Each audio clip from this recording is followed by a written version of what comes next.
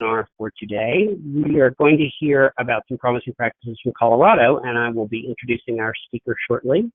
Next slide.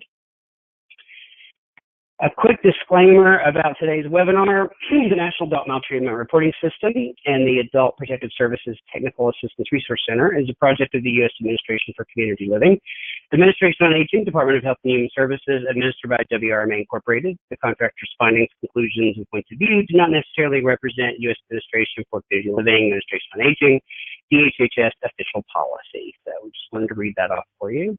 Next slide. We'd like to tell you a bit about our APS Technical Assistance Resource Center, or the APS TARC, as we call it.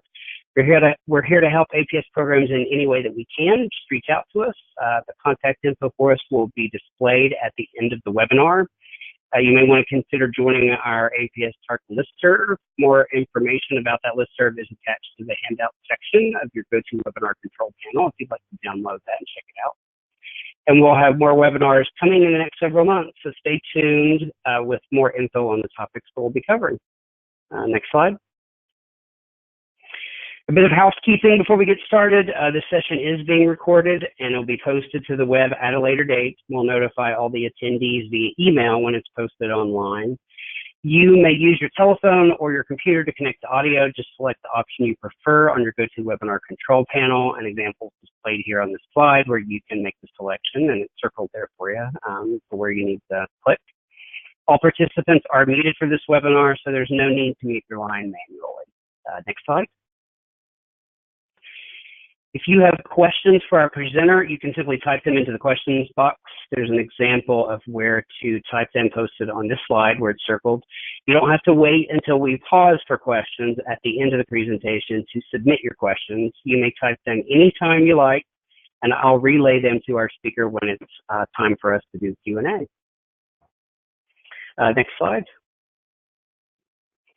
So now I will do just a quick little attendee poll. We want you to tell us a little bit about yourself and which of the following categories match your profession best.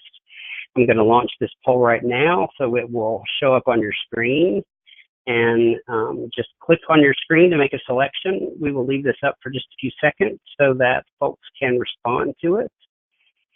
And then we will put the results up on the screen. So I'm going to give it just a few more seconds for people to respond.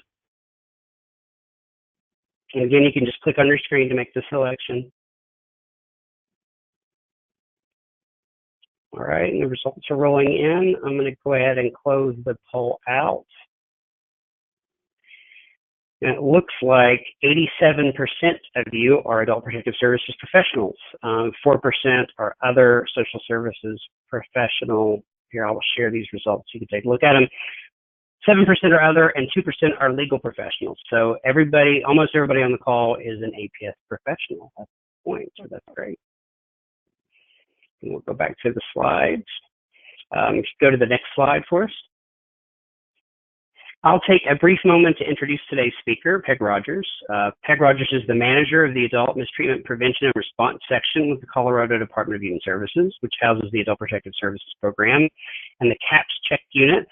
As manager, she supervised the implementation of Colorado's first mandatory reporting laws in 2014 and 2016. She oversaw the design and implementation of Colorado's first comprehensive statewide case management and data system called CAPS in 2014, and developed statewide quality assurance activities in 2015, and then implemented a new pre-employment background check requirements of the CAPS system, or their registry, in 2018, which I know has been keeping Peg busy because she and I have talked about that. So at this point, I think I will turn things over to Peg to walk us through a presentation. Peg, you have the floor. Thank you, Andy. Thanks for having me. So thank you all for joining us.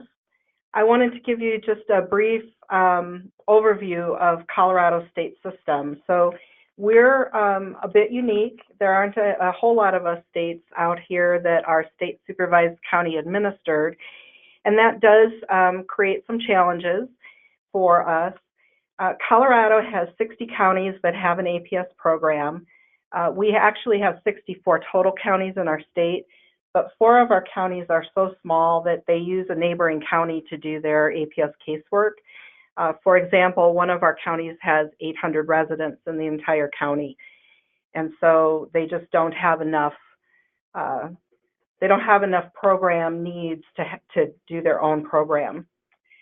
We're a mix of urban, rural, and mountain resort counties. Rural areas of our state are primarily on the Eastern Plains, so the eastern side of the state, and then down across the southern area of our state. We have Southern Plains counties. We also have counties that are west of the Rocky Mountains, and we call that the Western Slope.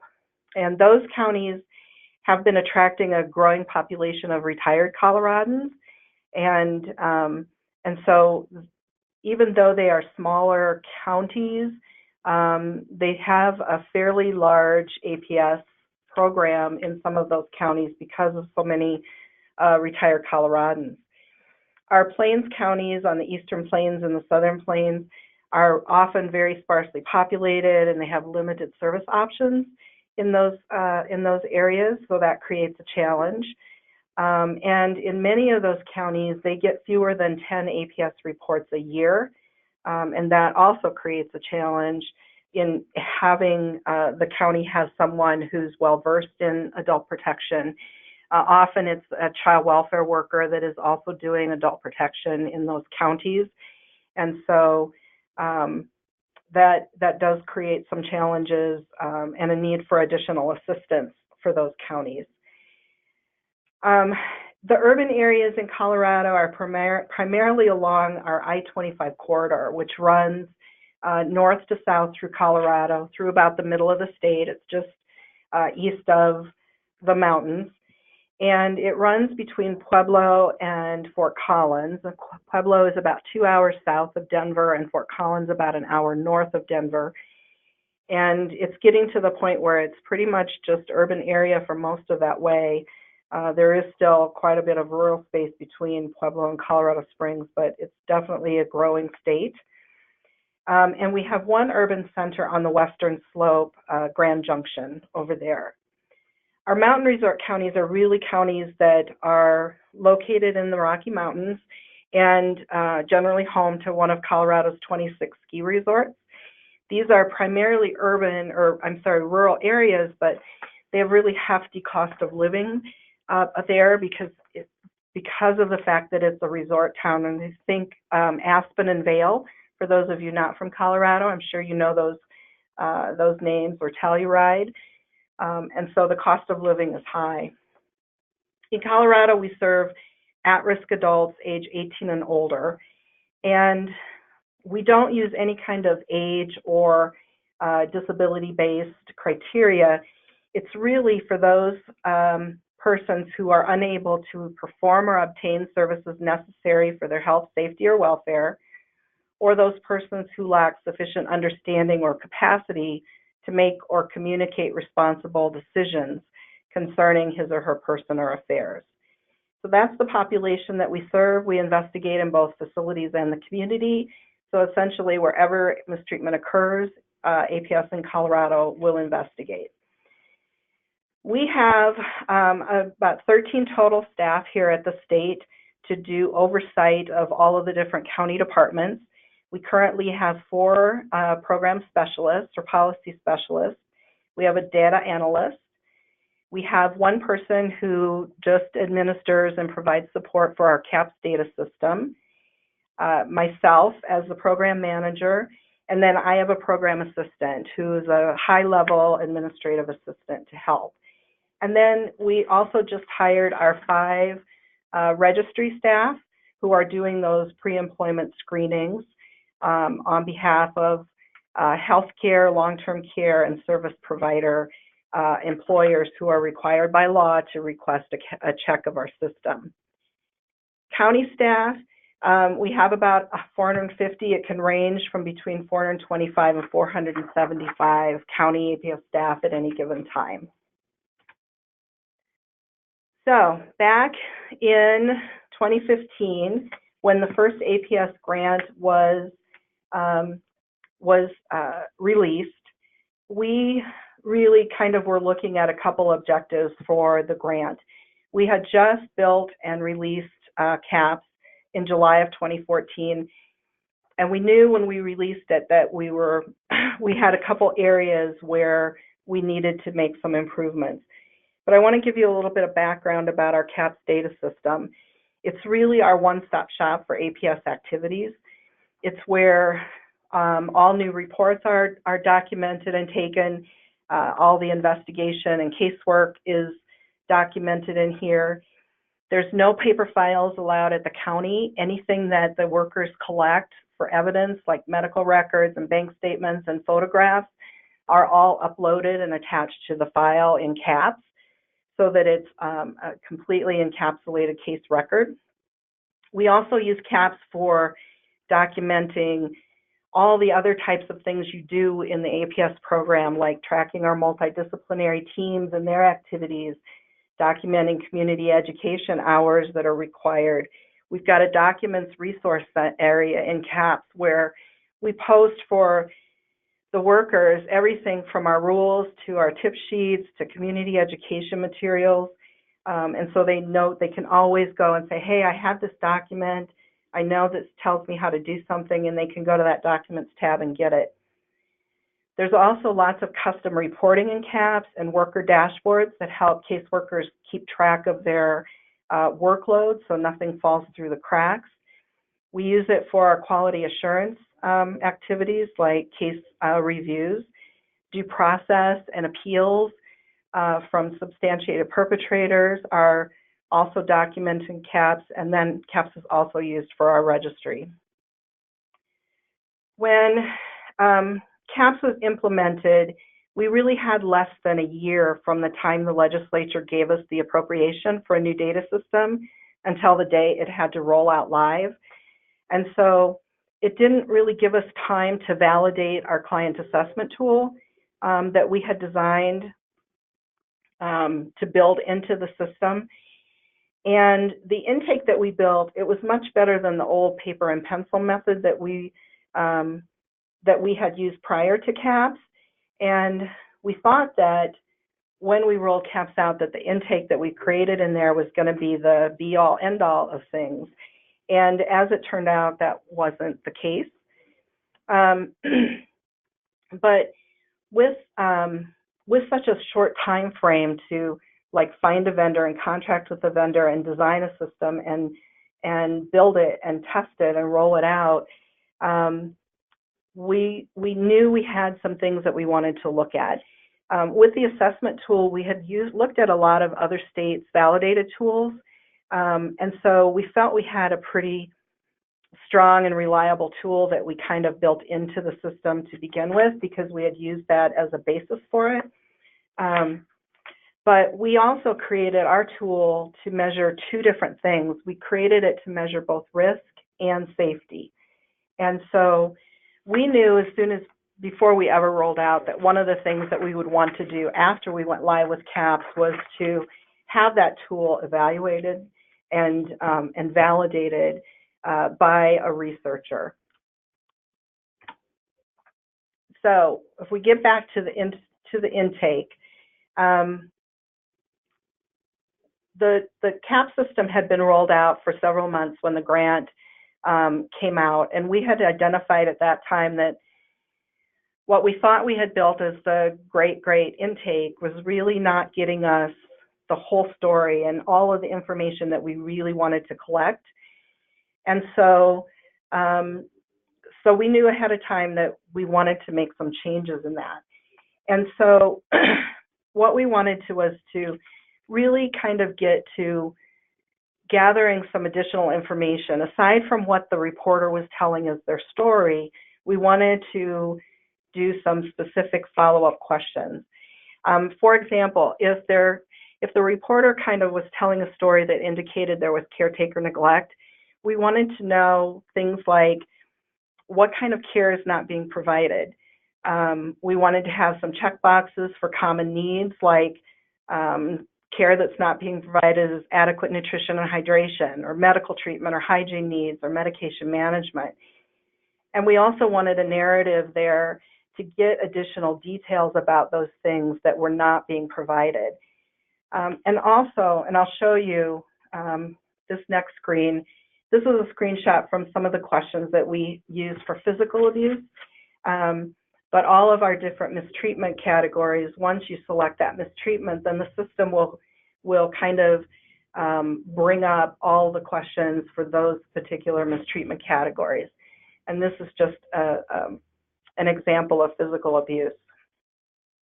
Also, because Colorado doesn't use that specific age or specific disability as criteria, we really needed to get additional information about the adult in question so that we could determine whether or not they met that at-risk adult criteria that we have in Colorado.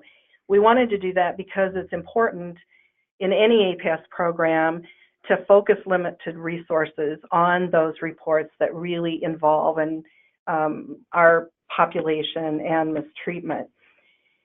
And so these are some of the questions that we added to the intake to get additional information about that adult and conditions that they have and the types of impacts those conditions have on that adult's ability kind of just to manage their life. And then, of course, you see that there are also additional narrative fields to fill in the additional details. So with the funds that we got from the ACL grant, we were able to develop this functionality, and that has really assisted in getting better intakes for us. With the assessment tool, we were really looking to validate the assessment tool so that we could use that data and could have high confidence in the data for future outcome measures and analysis. And so, you know, one of those key differences with us is that we have both a risk score and a safety score. For APS clients, we just believe that they have conditions that that inherently are a risk to their health, safety, and welfare. And often, these clients' risks are not going to improve, and often they're going to increase. So, you know, persons that are born with an intellectual or developmental disability are not going to get better. Persons with dementia are only going to get worse as their disease progresses. And so, while APS clients have these inherent risks that may never be resolved, we do believe that we can mitigate those risks through implementing various types of services or assisted technology, and that that would allow us to then measure for their safety.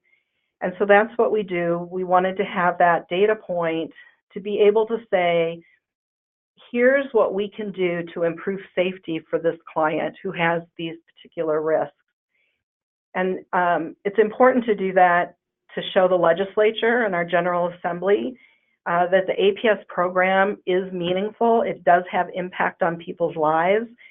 And, you know, having good data is always helpful when you're asking for more money and more resources.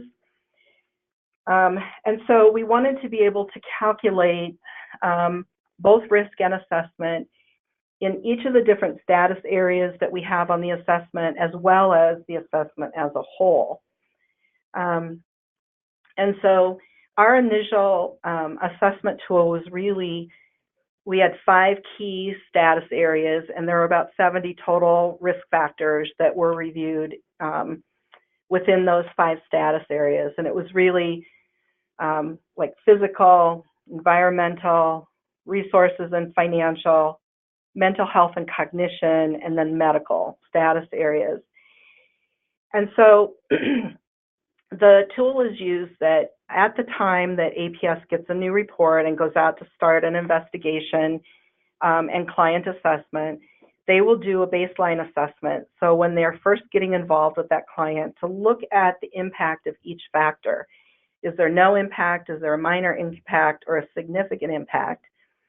And also look to see whether or not a service is in place that adequately mitigates that risk. The risk score is is calculated based on the level of impacts. The safety score is calculated on whether that risk is adequately mitigated.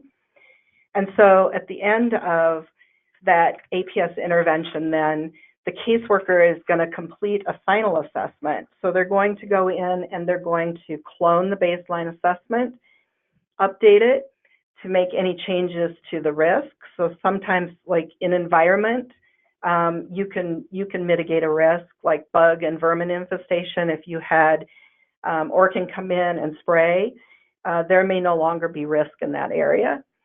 And then document all the services that they put in place that mitigated those concerns that we had. And then the system will calculate a score. And so you'll see a score, a final score for risk and a final score for safety. And the system will also calculate how much you were able to improve both risk, which often is very little, and safety, which can be quite a lot.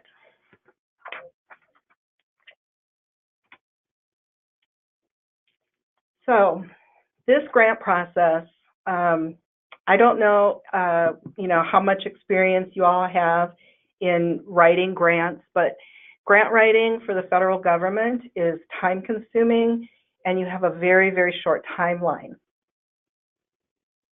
So for us, pre-planning is what really saved us and allowed us to actually get an application into the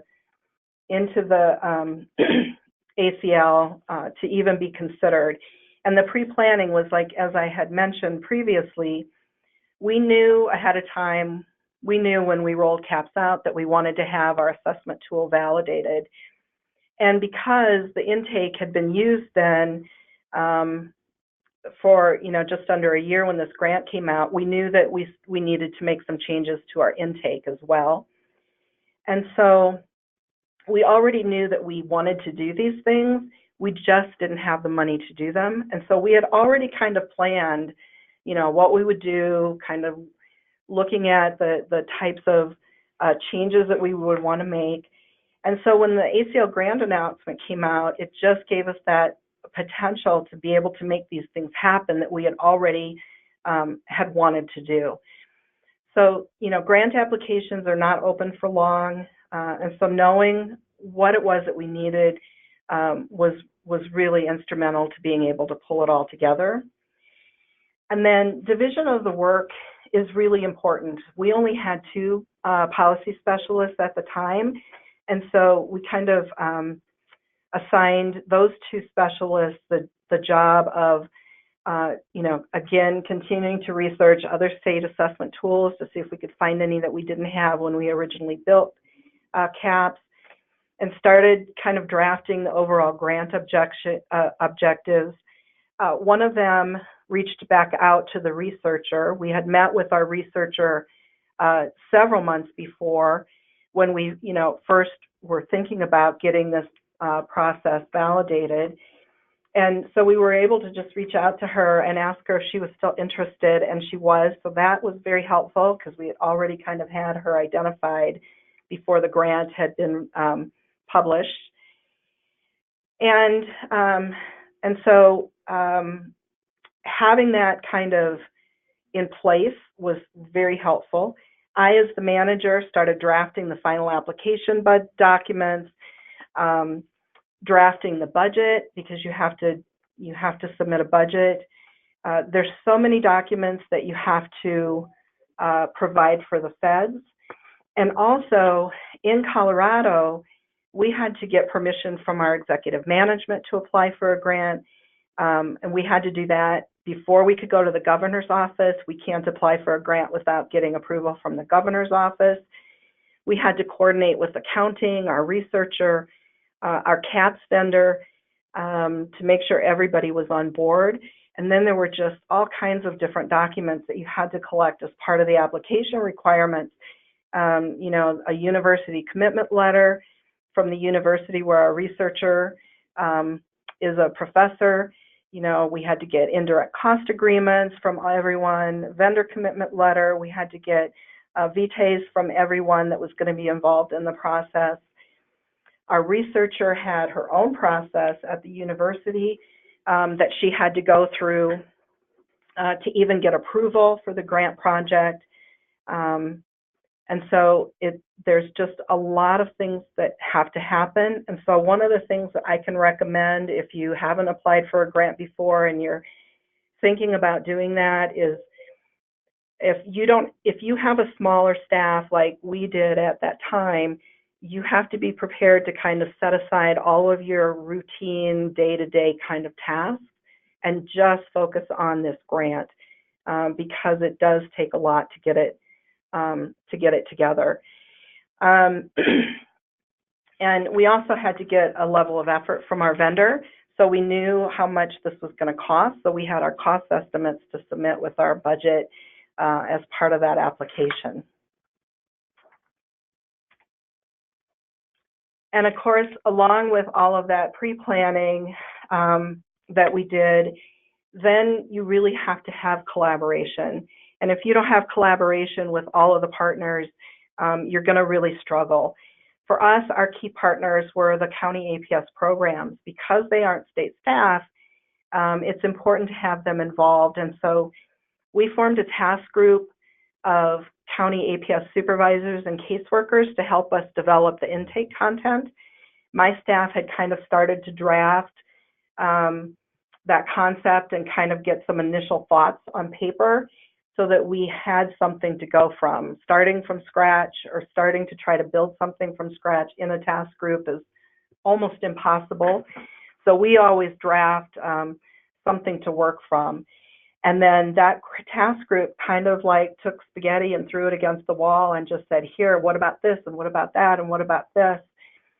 And so we met several times to kind of continue to pare it down and refine it because we wanted to get to that sweet spot where we didn't have an intake that was going to take an hour, but we were getting a sufficient amount of information to make a good decision about that report and whether to screen it in or out.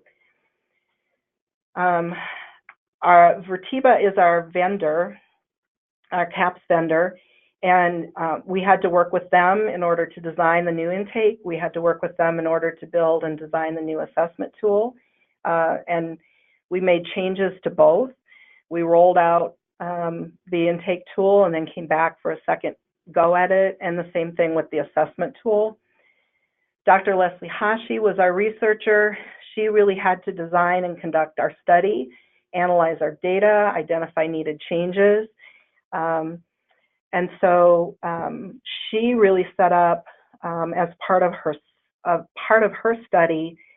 She had student assistants that helped with the data analysis. And she developed an inter-rater reliability survey for caseworkers and also set up focus groups. Our survey was 3 different case studies that my staff developed, and we did an assessment. We did a baseline assessment on each of those case studies. County APS caseworkers were then asked to do a survey where they read the case study and they completed an assessment so that those assessments the caseworker did could be compared against the master scoring sheet, which was done by my staff, so that she could determine if there was good inter-rater reliability. That is, each person that uses the assessment tool will put the same impact and the same mitigations in as the next person and the next person, or nearly the same. The counties also participated in the focus groups with Dr. Hashi as part of the study. She did 6 different focus groups across Colorado. She even went to the far corner. There's on the western slope in our southwest corner. It's a full day's drive from Denver to get there. And so she worked very hard to make sure that workers in all areas of the state could participate in these groups. 5 of the focus groups were only open to caseworkers, and 1 was open only to supervisors. Our state staff, we were not allowed in any of the focus groups. We weren't provided any feedback that was received during those focus groups.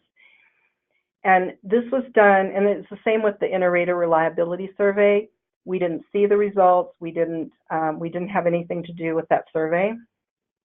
This was done specifically so that the caseworkers and supervisors would feel comfortable sharing their true feelings about the assessment tool, because that's the only way to really get to what really needs to be changed. And this same concept is why Dr. Hashi kept the focus group separate as well, because some caseworkers may not have felt as comfortable saying how they really felt about the assessment in a focus group if their supervisor was sitting in the room. And so that really was key to making sure that the information she was collecting was as honest and open as possible. She also then did some data analysis at the end of the study. We made some serious changes to the assessment tool with this first round of results from the data analysis, the focus groups, and the inter-rater reliability study. And then Leslie came back later and she looked at 5 more months of data, made some final recommendations, and we made another change to the assessment tool to finalize it. So we always knew we were going to have some challenges in this, training being the key one, and that's probably pretty obvious. If you make major changes to a functionality in your data system, it's going to require that people are trained. And so for each of the new builds that we did, for the beginning intake, the big changes that we did to that, and then again, the first big change that we did to the assessment, we provided training via webinar. Because Colorado is such a large state geographically, it works pretty well for us. So we scheduled 12 to 14 different sessions over a 2-week period that were scheduled for 75 minutes, and every worker was required to attend one of those sessions. And we provided so many sessions over such a long period of time to give workers ample opportunity to fit one of those into their schedule. We had approximately 350 APS staff at the time that we were rolling out the new intake and the new assessment. So clearly Colorado's APS program is growing, since we're now about 100 more users than we had then. We spent a lot of time posting training notices and emailing individual users and emailing their supervisors and saying, hey, you haven't signed up for one of these sessions yet. And these sessions were mandatory. Workers that did not take one of these sessions their access to our case management data system, CAPS, was terminated, and they weren't able to do APS work until they took a makeup session. And each of these rollouts, we did have a few who couldn't seem to get there for one of those 12 to 14 webinars. So I wanted to kind of show you a little bit about how we do the webinar training. And so this is our trainings that we do for CAPS that are webinar. It's always live action. So we don't provide screenshots to them.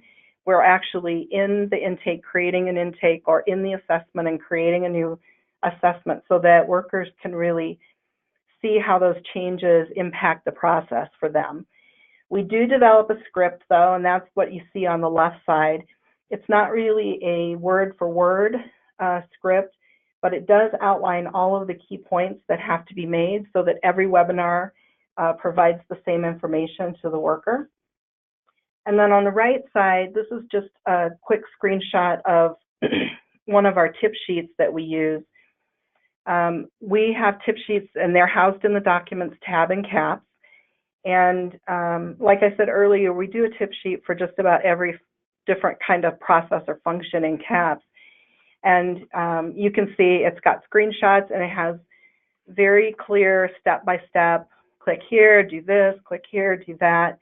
And this is very helpful for workers that, like out in our rural counties that don't get very many APS reports, they're not in CAPS enough to become really proficient or feel fully proficient in the system.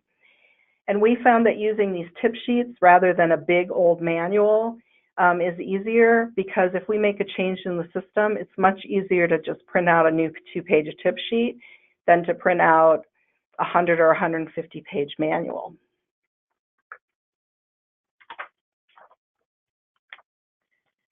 We also anticipated some culture change and some pain points around what that would do. Our assessment tool really changes as a result of the validation study. They were really well received from the majority of caseworkers and supervisors. We were really happy that they liked that. One of the things that occurred with the new change was that there was fewer redundant factors. We had some factors that were kind of the same and they were in different status areas, and so we were able to eliminate that. We changed the overall structure of the status areas and created some new status areas. So for instance, we had cognition and behavioral health in one, and we split those out, and one became cognition and the other really became behavioral concerns. We added a mistreatment category, and so now we have 7 different status areas and about 72 risk factors total. We also developed clear guidelines about what minor and significant impact meant, and this the screenshot that you see here on this slide just kind of gives you some of that part of our tip sheet for this.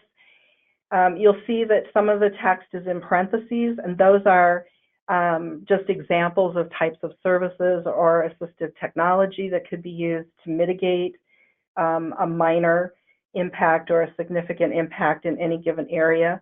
And so every factor is listed on this tip sheet for workers to help guide them. That was very helpful. The workers had originally said that some of them just didn't understand what the factor was really after, what they should be assessing on. And so creating these better explanations helped. We also, when we rebuilt the assessment in CAPS, the way we were able to rebuild it was much more user-friendly, much easier for the caseworkers to use. It was quicker for them to use. During one of the focus sessions, I guess one of the caseworkers had recommended that the narrative field that they needed to use to document how they came to those impacts would float. And so our vendor, Verteba, was able to make that narrative box float on the right side so that the status areas and the factors are on the left side of the screen. That narrative box is on the right. And as the worker works down through the factors, that narrative box floats with them. So it eliminates all the need to go up and down to document. And then another change that was really well accepted by the workers was on our case plan detail, which you see here. From the assessment, any of the risk factors that had a significant impact or a minor impact that was not mitigated auto-populated over here onto our case plan window, so that workers didn't have to go back and forth between the assessment and the case plan to make sure that they were case planning to all of the client's needs. And so that was very helpful. And because we were able to make these changes that made the assessment tool more user-friendly for the workers, that really helped with their acceptance of the changes. Another anticipated change with this was the fact that the assessment now would become a measure for accountability for the counties. So Colorado has an accountability process. It's called CSTAT for Colorado Statistics, and it's really about holding county departments accountable to certain outcome measures, usually based on rule or statute and practice expectations. Our CSTAT is held every month, and the results of those of the monthly CSTAT measures are disseminated to our county directors and to the county commissioners who hire the county directors. And so these results are also available to the public so that they can see how their county is doing with various measures, not just in the APS program, but in all of our social services programs that our department manages. And so with the validation of our assessment tool, we were able to start a new measure on safety improvement with the goal that 90% or more of APS cases showed improvement in safety at the time of case closure. And so this new level of accountability had mixed reactions from the counties. There were definitely counties that took ownership and worked really hard to improve the quality and accuracy of their assessments, and there were counties that not so much. But that's what happens in a state supervised, county administered program. There is always some there is always some difficulty in ensuring that every county is doing things in a way that is the same as the county next to them.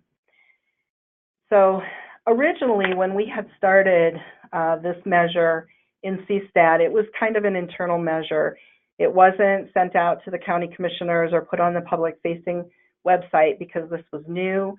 It was a new measure. We wanted the counties to have an opportunity to kind of learn and figure this out before it hit with their county commissioners and the public. And it's probably a good thing because originally when we started this measure, we were only seeing improvement in safety in around the 50% range, so only about 50%. And so we worked very hard over the course of many months to provide more specific training. So we would call supervisors whose counties were not doing very well, and we would spend a lot of time every month doing one-on-one technical assistance and training to that supervisor so that they could help their workers. We did refresher training via webinar. We did refresher training during our statewide quality or quarterly training meetings. And then we also went in county and provided in-person training for counties that just continued to struggle with this so that we could get them up to where they needed to be. And all of that training did allow us to get improvement up to about the 80% range. So about 80% of our cases were showing safety improvement, but we really kind of stagnated at that point. And so we did start pushing this out to their county commissioners right at that point when we were at the 80% and to the public-facing website.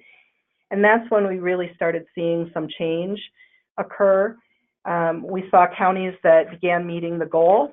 And so for the most part, we are at that 90% range now. And so our current CSTAT goals are under review by the department, and so they may change over the coming year. But it has helped really be able to solidify for the counties what it is that their caseworkers are doing and be able to show that APS does really make a difference. We did come across one really unexpected challenge. Throughout the grant process, we kept all the APS staff in the counties informed. We told them we have a weekly update email that we just put in, hey, this is happening or this training's available. We would put it in there multiple times. We used our statewide quarterly training meetings. We would send out separate emails sometimes, like when it was time for the inter-rater reliability survey or the focus groups. Some of our county directors and administrators are on that email group that goes out with the weekly update, but most of them are not. And but ultimately, even though we provided all of this information out to the APS programs, in a state supervised, county administered, ultimately it's up to the individual APS supervisors to know when they need to disseminate up the chain in their particular county when something is changing in the program. And that didn't happen in a lot of counties. Also, one of the things that Colorado does because of the type of system that we are is that we need a way to coordinate between the counties and state programs around issues around rules and policy and practice and so on. So we have a policy advisory committee structure. We call it PAC. And this is where you get county directors and high-level administrators as county representatives with state APS program, or state program, not just APS, but all our programs in that. But APS at the time that this was happening, this grant, we didn't have a home. There wasn't an aging or an adult PAC or sub-PAC, and so we were in the economic security sub-PAC, which is programs like SNAP and Medicaid and TANF, and we really had no voice there because there was nobody on the group that had any kind of APS knowledge or experience. And so very late in the grant, in the fall of 2017, the grant was essentially done. All we were doing was finalizing our report to the feds. We were moved into the child welfare sub-PAC because a lot of the rural counties, it's child welfare workers that are doing APS work as well. And so at that time, when the grant was all done and the changes were all made to the assessment tool and the intake, was when some of these county directors first became aware that this was even a thing. And so we really had some struggles with them in questioning why we had applied for the grant without their permission, and why we had selected the researcher that we did. But Dr. Hashi did a really great job of preparing a summary of her study method. She came before that group and talked to them about her credentials, which were impeccable, and provided a very clear and concise summary of what she did and why she did it. And that pretty much quashed any continued challenges that we had to this.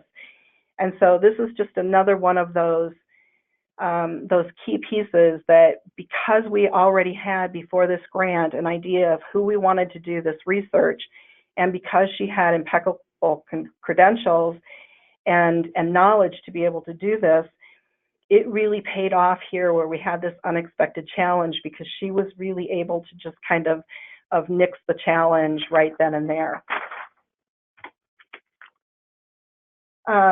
So our successes, we have an improved intake. It's working much better for us. We're able to better focus where we want to be, and better focus our attention on those reports that really meet our criteria. The assessment tool is validated and it's useful, and we hope to be able to use this here in the coming year to create a whole lot of data analysis.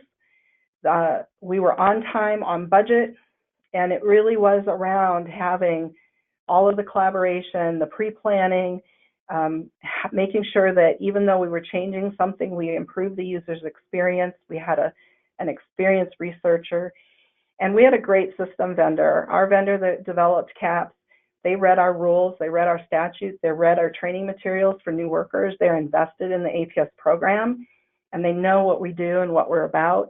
And that is really critical when you're developing a data system. And of course, we've got measurable outcomes now.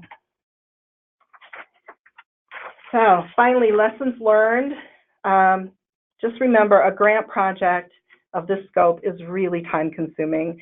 And so you need to make sure that your team and your partners are fully committed, that they have the time available to commit to the grant. And you need somebody who's very organized to manage all the logistics and the follow-up that's necessary. So make sure you put your most organized person on this task. If you're in a county administrative system, we learn not to assume that APS staff will inform their administrators and county directors. So we will make sure any future projects that we implement a more formal way of notifying county directors. The good thing about it, even though we had that challenge, was that county directors realized that we had a gap in our PAC structure, and they created an aging and adult sub-PAC to house the APS program and other orphan kind of programs like long-term care and the area agencies on aging. And so everyone that's on that now has expertise in the aging programs, which has been very, very helpful. And so our new tool has been in use for about 1.5 years, and I think we're at the point now where the data is as good as we're going to get, because nobody's perfect every time. And so we're hoping over the next years to identify some trends and practices that will improve outcomes for our APS clients. So I think we have a few minutes for questions now. Thank you, Peg. We do, yeah, and we have a few questions. That was a lot of really great information. So I'm going to jump right into the questions, and we'll go through as many of them as we can relatively quickly, because I think we have about 6 or 7 so far. So overall, how good is the CAPS system in getting data out of the system to issue meaningful reports? You know, CAPS is built on the Salesforce platform, if any of you are familiar with that. It has incredible reporting capabilities. We can essentially run a report on any field that's in CAPS. And the reporting capability is really quick. It's kind of drag and drop reporting tools, and we can build and run a report in a matter of a couple minutes. It's really pretty fabulous. That's impressive. Another question, what forward-facing program do you use for statistics? Do you use something like the Tableau software package to show county statistics? Do you know the answer to that question, perchance? I think what they're getting at is it's all done through CAPS reporting, and so the ability to do those kind of reports. So we can build those reports, and we can have things calculate. Like one of the things that we track is the amount of loss of APS clients to financial exploitation. So we have a report that automatically calculates per worker, per county, per statewide. And then CAPS also allows you to export everything into Excel or CSV. And so then you can do a lot of manipulation of the data in those platforms as well. There's no need to have like a Cognos kind of reporting. Yeah, second program. Yeah, all built in, it sounds like. I thought this was a particularly interesting question. Do you complete the assessment tool in the home with the victim or back at the office? You can do both. CAPS is a very mobile system. You can pull it up on your smartphone. You can pull it up on your tablet. And so what we recommend is that workers use a lot of different methods. So they can, you know, through observation, through talking with the client, talking with support network folks. They may get medical information from the client's doctor. And so, you know, they have the ability to complete the assessment in the field, but they also have the ability to complete it back in the office. It also has a save in progress mode. So you can start the assessment, and then on the second visit with the client or after the visit, you can go back in and just keep filling it in until you're ready to submit it. Okay, interesting. So it sounds like it's flexible. Very. Another question, how long will you keep data in the system? What is your record retention for electronic records? So our minimum is for 3 years plus current from the date of case closure.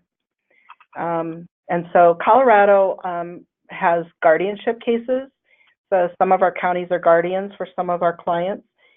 And so those cases will remain open sometimes for decades, especially if we get someone with IDD as soon as they age out of the child welfare system. We have not purged any data yet. We haven't made decisions on that. But CAPS has a huge capacity for storage, so we're not even touching what we have available to store. So It's not a big concern yet. Gotcha. Okay, great. and this is a question that probably lots of people are thinking, how much funding did your legislature allocate for an APS data system, and what did you present to convince them that such a system was needed? Well, it's a big question. Yeah, it's a good question. So we got the data system money at the same time that the legislature decided to implement mandatory reporting for the first time in Colorado. And we told them at the time, look, we're in a data system that's just not compatible for APS. They actually stuck us in the data system that's used to determine eligibility for food assistance and Medicaid. And so it really did not work. And they were wanting a lot of data around mandatory reporting. If they were going to fund the counties to hire staff to deal with mandatory reporting, they wanted outcome data as a result. And we just told them, hey, we can't do it. You have to give us a new data system. And so at the time, they gave us $250,000. $175,000 was what it cost to build CAPS initially, and then the rest was used for licensing fees. But yeah, it was a very basic system at the time. We've done some major upgrades to it since then. And now, we've got the registry. We have an interface with the judicial district and their 22 law enforcement agencies to share reports back and forth. We have all the namers is mapped to provide namers full case data to namers every year. I think we were one of the first states to be able to do that. So it's been a game changer for Colorado for CAPS. And if anybody's on the phone and interested, I'm more than happy to talk with you more offline about that. Great. And I think that we'll probably maybe do one more question. There was also a comment I wanted to read off. This quick question: how does the public see your information? So I guess, do you release some of this info that you get, and how do you release it? We do. We do a very lengthy annual report every year. You can find that annual report at coloradoaps.com. And I think it's like up to 30 or 40 pages now. And every year we try to refine it a little more and get a little bit deeper into our data. And so that's definitely available to the public every year. Great. And then I'll share, before we wrap up, just a comment that somebody made, and they said, it is very obvious that you and your team have worked very hard throughout the great process and are passionate about the due diligence of what you put into improving all of the challenges that come with APS. So I thought that was a really great comment, and I agree with that comment based on the info you gave us.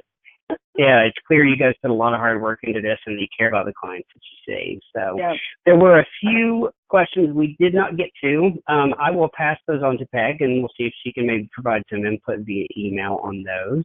We wanted to thank everybody for attending today. And Peg, thank you so much for all this information. I think it was really helpful for the states to hear about what they can do with these grant funds and how productive it's been for your state. So thank you for that. You're very welcome. And Andy, feel free to give out my contact information if anybody reaches out that wants more information about our data system.